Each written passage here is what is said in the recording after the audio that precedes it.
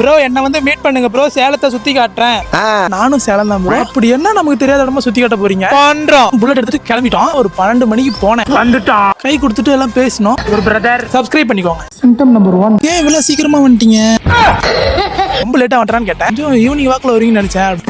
உங்களை யாராவது மீட் பண்ண வருமா? கமெண்ட்ல சொல்லுங்க. Symptom number 2. வாங்க ஐஸ்கிரீம் சாப்பிடலாம். ஓ நைஸா, குல்ஃபி தான் பிடிக்கும். Confirm symptom number 3. கோயிலுக்கு கூட்டு வந்தாரு. ஐயோ இவர் தப்பா நினைச்சிட்டு இருப்பேன்னு நினைச்சேன்.